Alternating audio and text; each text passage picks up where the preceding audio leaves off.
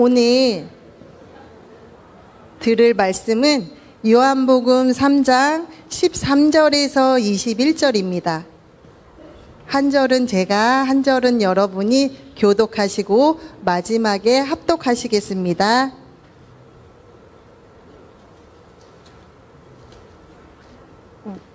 하늘에서 내려온 자, 곧 인자 외에는 하늘에 올라간 자가 없느니라.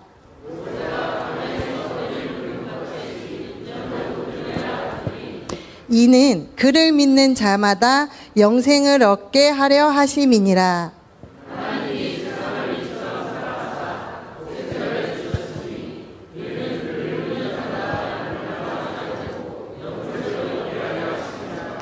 하나님이 그 아들을 세상에 보내신 것은 세상을 심판하려 하심이 아니요 그로 말미암아 세상이 구원을 받게 하려 하심이라.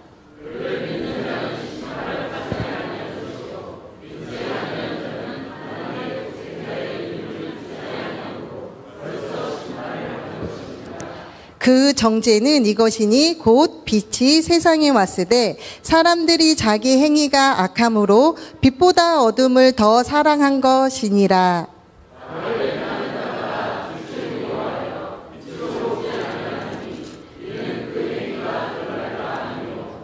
진리를 따르는 자는 빛으로 오나니 이는 그 행위가 하나님 안에서 행한 것임을 나타내려 함이라 하시니라. 아멘. 제가요, 금요일에는 사실 별로 안 떨렸는데, 와, 이게 주일 예배는 혹시 들리세요? 제 심장 소리가?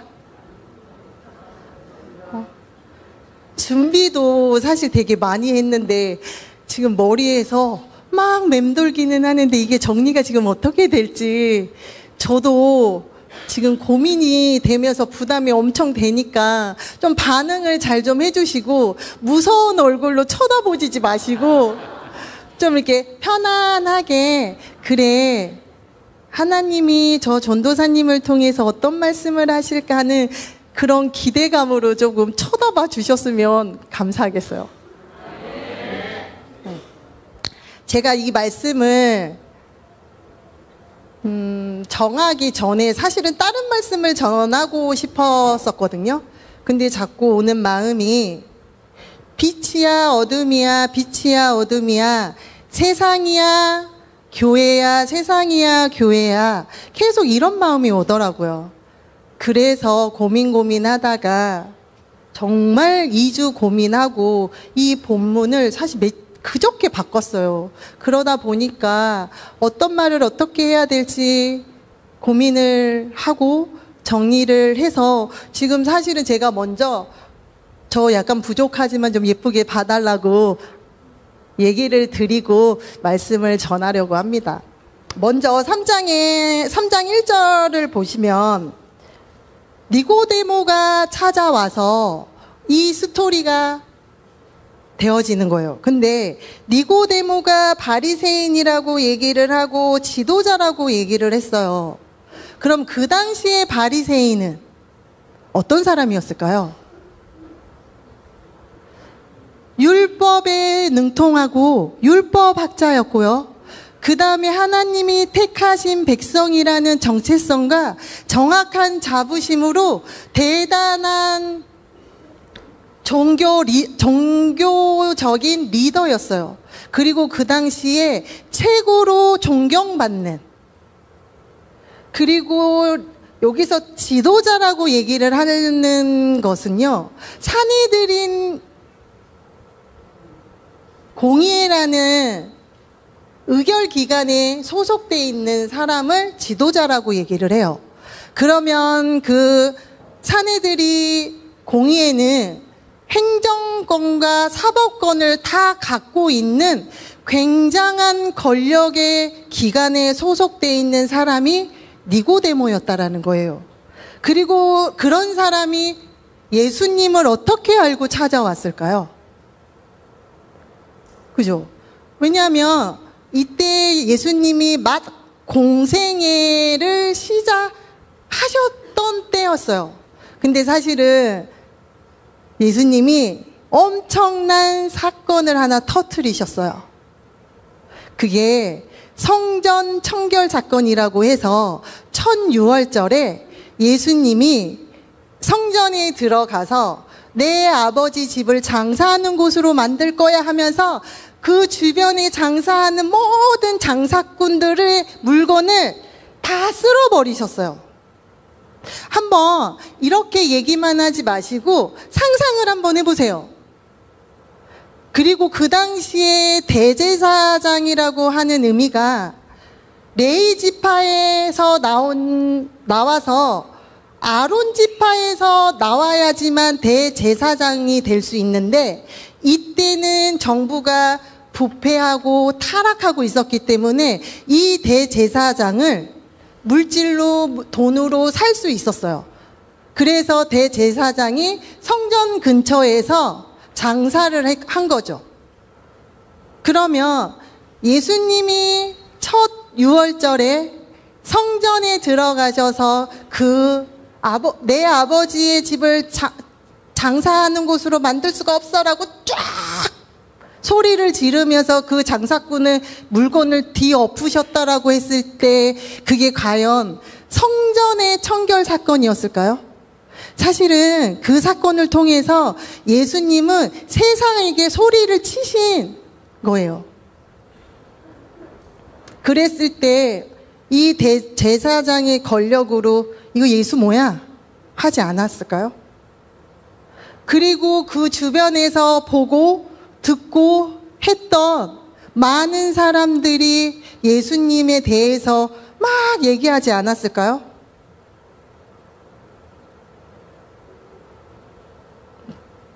아니에요? 예를 들어 제가 여기에 와갖고 교회가 왜 이래? 이렇게 하는 거 아니야? 막 이렇게 소리를 치면서 막 이 난리를 지기며 저 뭐야? 저 왜 저래? 저 어디서 온 거야? 막 이러지 않았을까요? 그리고 성전에 들어와서 내 아버지의 집이라고 외쳤는데, 이 사건을 통해서 그 유대 예루살렘부터 사마리아, 갈릴리까지 난리가 났어요. 도대체 이 예수 누구야? 이 예수가 뭔데 이 난리를 지기는 거야?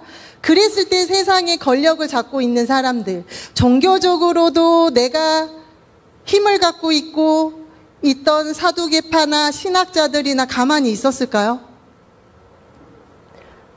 가만히 있지 않았어요. 이런 소리를 니고데모가 사실 되게 많이 들었던 거죠. 그리고 기적들을 막 일어나고 있던 그런 소리를 듣고 니고데모는 고민을 했어요. 뭐야? 혹시 이러다가 내 자리 뺏기는 거 아니야? 많은 사람들은 이런 생각을 하고 있었죠. 그 당시에 세례 요한이 막 강가에서 털옷 입고도 계속 이상한 소리하고 막 다니면서 계속 종교적인 위치에 있는 사람들의 불편함을 계속 건들고 있는 상황에 예수님까지 오셔갖고 성전에서 내 아버지의 집이야! 이랬을 때 이 사람들의 권력자들의 마음은, 근데 니고데모는요 다 갖고 있었어요. 권력도 갖고 있고 부도 갖고 있고 집안도 좋았고 막 이랬던 사람이 예수님이 아직 어떤 분이신지도 확실하지도 않은 상태에서 찾아온 거예요.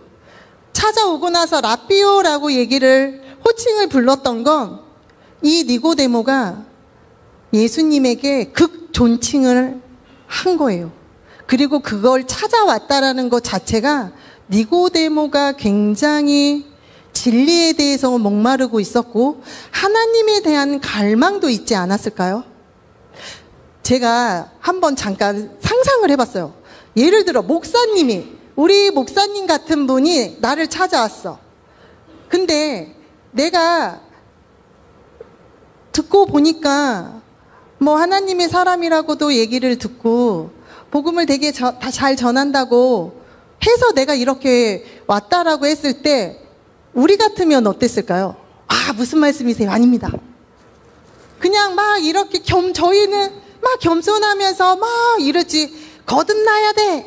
복음을 알아야 돼. 십자가의 복음을 알아야 돼. 과연 이런 얘기를 할 수 있었을까요? 예수님은 되게 동문서답을 늘 하시는 것 같지 않으세요? 사마리아 여인도 목이 마르다라고 했을 때 보시면 전혀 다른 얘기를 하세요.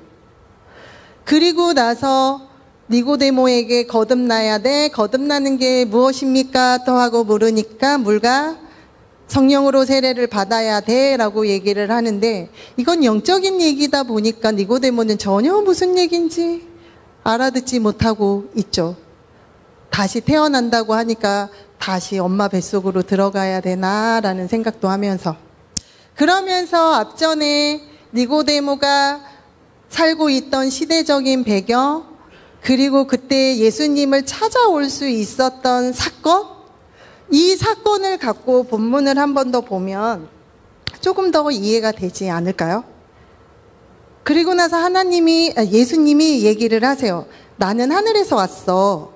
그리고 내가 다시 하늘로 올라갈 건데, 올라가려고 하면 모세가 광야에서 뱀을 든 것 같이 인자도 들려야 해. 나는 이런 사람이야. 그리고 내가 이것을 할 거야 라고 얘기를 하고 계세요. 근데 왜 하필 모세의 광야에서 뱀을 든 것 같이 라고 얘기를 했을까요?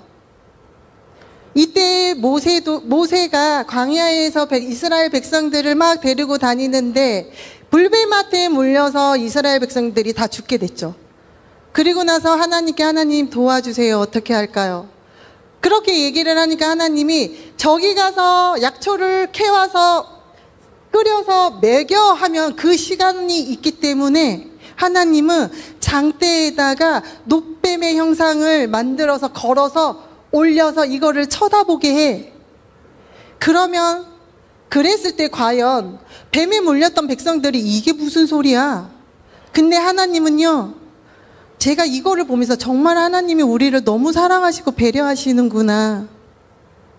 왜냐면 약초를 갖고 와서 삶아서 끓여서 먹게 되면 약초를 구하러 가는 시간, 찾아야 되는 시간, 끓여야 되는 시간까지도 하나님이 다 배려하시면서 그냥 바로 나를 믿고 나를 신뢰해서 고개만 든다면, 예수님도 마찬가지예요. 너희들이 무엇을 하고 안 하고가 아니라 내가 십자가에 못 박혀 죽어서 너희의 죄를 사하여 주었다라는 것만 믿으면 내가 영원한 생명을 주겠어. 그 대신 그 사건을 정말 믿겠니? 동일하지 않은가요? 이 사건이 모양만 다르지 하나님이 우리에게 하시고자 하시는 거, 요구하시는 거, 나를 믿고 신뢰해 주지 않겠니? 이렇게 되면 말이야 하고, 그 15절에 만약에 그렇게 내가 들려 올려지면 영생을 얻을 거야 라고 얘기를 하세요. 정말 주고 싶었던 것이 영생인 거죠. 영원한 생명. 그리고 영생을 근데 왜 주고 싶어 하냐면 16절에 하나님이 세상을 이처럼 사랑하사, 하나님이 이처럼 세상을 사랑하사 할 때 세상이 저예요. 세상이 여러분인 거예요. 하나님이 세상을 이처럼 사랑했기 때문에 하나님의 외아들 독생자를 보내주셨다라는 거죠. 이거를 혹시 반대로 생각해서 자녀 있으신 분, 나는 이 사람을 이처럼 사랑해서 내 자식을 줄 수 있으시겠어요?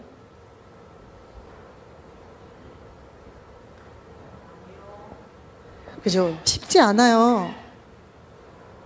내 자식을, 내가 얼마나 사랑해야지 내 자식을 줄 수 있을까요? 네, 하나님이 이처럼 사랑하사라고 하는 이 사랑이 저는 창조 때 사랑이 아닐까라는 생각을 해요. 하나님이 창조하실 때 완벽한 하나님의 사랑으로 완벽한 에덴 동산을 만드셨죠. 그 사랑을 저희가 조금이나마 알고 그 사랑을 느낀다면 저희의 인생의 전부를 하나님이 기뻐하시는 그 일에 걸 수 있지 않을까요? 목사님도 얼마 전에 이 얘기 하셨더라고요. 그죠? 이처럼 사랑하사야 이 사랑을 아는 만큼 예배의 깊이가 달라지고 하나님과의 관계의 깊이가 달라진다라고 얘기를 하셨어요.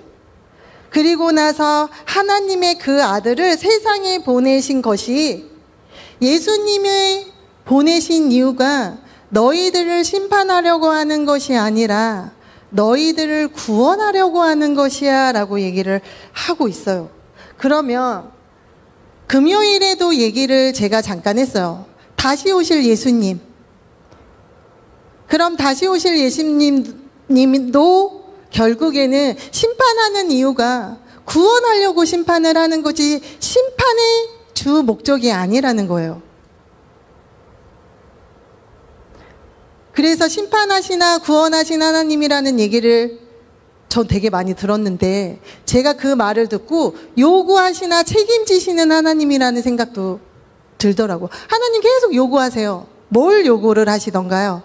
하나님이 요구하시는 건 너희들이 크게 막 물질을 벌어다가 헌금을 하고 너희가 여기에 와서 헌신하고 봉사하고 이런 것이 아니라 너희가 나를 알고 신뢰하면서 나와의 깊은 관계, 그거를 요구하고 계세요.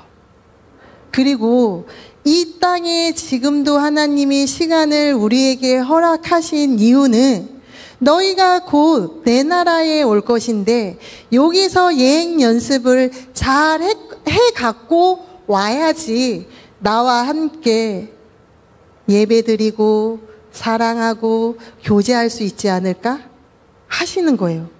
그래서 독생자를 보내시고 영생을 저희에게 주고 싶은 거죠. 영원한 생명과 영적인 존재를 얘기하는 종교가 있던가요? 어떤 종교도 예를 들어 부처를 믿으면 부처가 네 안으로 들어올 거야. 부처가 너의 아버지고 부처가 너 24시간 동행할 거, 혹시 뭐 이런 얘기 들어보신 적 있으세요? 그죠? 어떤 종교도 선을 얘기하고 악을 얘기는 하긴 하지만 그 종교가 너희에게 영원한 생명을 줄 거야. 그리고 그 주체되는 종교의 대상을 닮아가야 돼. 그 닮아가는 거를 옆에 있는 사람과 함께 해야 돼. 그 사랑을 함께 해야 돼, 함께 해야 돼, 함께 해야 돼, 사랑해야 돼, 사랑해야 돼, 사랑해야 돼 라고 외치는 종교는 아니지만 그냥 통틀어서 기독교 외에는 없는 것 같아요. 불교, 제가 왜 이 얘기를 하냐면, 저희 친정이 오리지널 불교였어요. 수양해야 돼, 마음을 수양해야 돼, 마음을 내려놔야 돼, 다 내려놔야 돼. 그리고 늘 빌고, 근데 빌 때도 건강 빌지, 부처님이 다시 오실 것을 기도하거나 막 이런 걸 들어본 적이 없어요. 저희랑은 정말 많이 달라요. 영원한 생명을 갖고 하나님의 나라에 들어와서 사랑하면서 살 거라고 외치는 건 오직 기독교밖에 없다라는 거예요. 그래서 기독교가 종교가 아니라 생명이라는 거죠. 18절에 다 같이 한번 읽어 보실까요? 그를 믿는 자는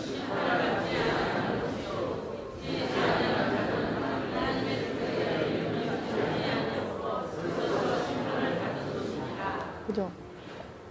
저희는 심판을 받으려고 하는 것이 아니라 심판을 받아서 구원을 받으려고 하는 건데, 예수님을 모르는 사람은,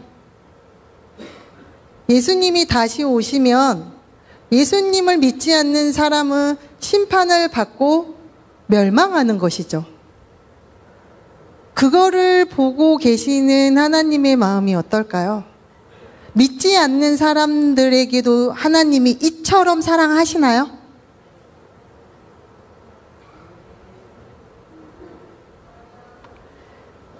사랑하시죠. 왜냐하면 기다려 주시잖아요.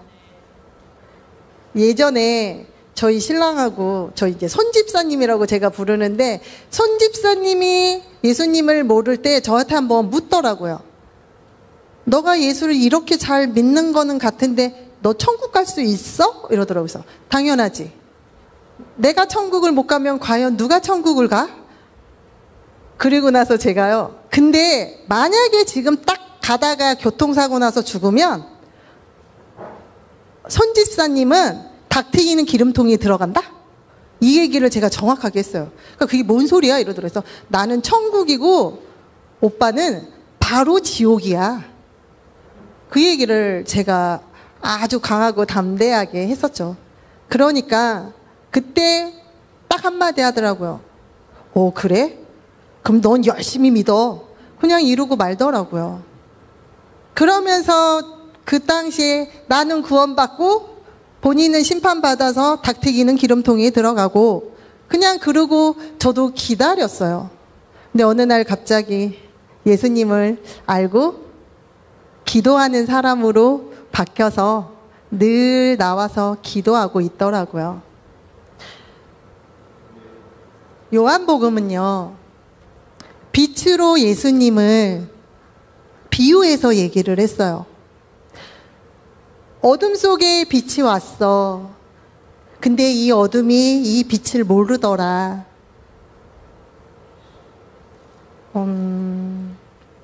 지금도 동일하지 않을까요? 빛으로 저희에게 들어와 있죠, 예수님이. 그리고 그 빛으로 저희가 세상을 비추고 있죠. 근데 저희가 그 빛을 비추고 있는데 내 옆 사람들은 보지 못하지 않나요? 저희 777 할 때 지금 5차예요. 그때 저희 빛이 어둠의 세상 사람들한테 가서 막 얘기를 하면 어떤가요? 그 빛을 막, 야, 빛이 들어왔어. 그리고 빛으로 인해서 좋은 것들을 생각하는 것보다 아직 아닌 것 같아. 그리고 내가 이 빛을 받아들이며 하지 말아야 될 것들이 너무 많은 것 같아. 먼저 좋은 것보다는 먼저 불편한 거를 받아들이더라고요. 그때도 예수 그리스도가 왔고 예수님을 알리고 나는 하나님의 아들이고 너희들이 기다리고 있는 메시아라고 외치고 할 때도 예수님을 외면했죠. 하물며 지금 이 시대는 저희가 예수님은 아니지만 저희가 예수님을 영접해서 연합된 자로서 저희가 어둠 속에 세상 사람들한테 계속 외칠 때 이 빛을 받아들이던가요? 제가 성경책을 선물했어요. 영의 양식이야. 아, 이거 말고 그냥 갈비를 사주지. 아니, 갈비도 사주는데 그래도 영의 양식을 한번 좀 펴봤으면 어때? 라고 하지만 그때나 지금이나 다른 게 하나도 없는 것 같아요. 정말 답답하고 하나님 입장에 섰을 때 그냥 제 표현으로 우라통이 터질 것 같아요. 니네가 눈에 보이지 않는다고 해서 내가 이렇게 왔고 내가 이렇게 다니면서 이렇게 외치고 있는데 근데 요한복음 1장 4절 한번 보시겠어요? 그 안에 생명이 있었으니 이 생명은 사람들의 빛이라. 빛이 어둠에 빛이 돼 어둠이 깨닫지 못하더라 라고 얘기를 하는데 이 어둠이 깨닫지 못한 이유가 3장 19절에 20절에 있어요. 이 구절을 다 같이 한번 읽어볼게요. 시작.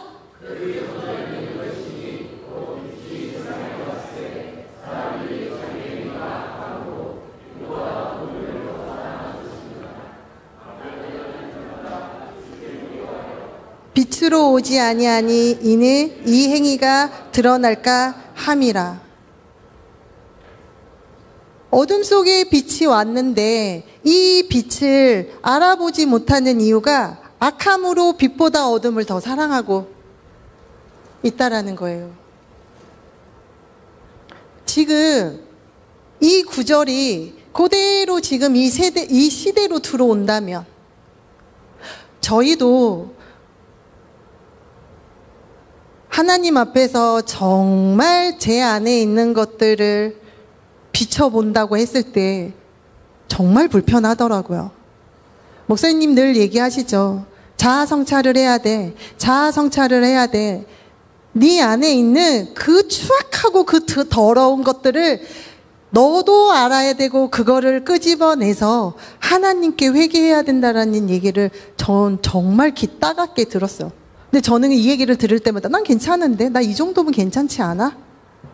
내가 남들을 배려하고 내가 남들한테 웃어주고 웃기 싫어도 웃고 하기 싫어도 해야 되고 하고 싶은 말이 있어도 하지 않고 이 정도로 내가 많이 변했는데 내 안의 어둠을 내가 스스로 끄집어내서 본다라는 게 쉬운 일이 아니더라고요. 그리고 나서 이 얘기를 10년 내내 듣고 있어요. 지금도 듣고 있죠. 근데 그 어둠 속에 나를 비췄을 때 나의 그 추악함을 봤을 때 너무 힘들어요. 전 그거를 제 수준에선 봤어요. 내가 어떤 사람인지. 그냥 겉으로는 인간적으로는 괜찮아. 근데 제 안에서 저에게 불편하게 하시는 분들을 진짜 인간적으로 사지를 찢고 있더라고요. 제 안에서.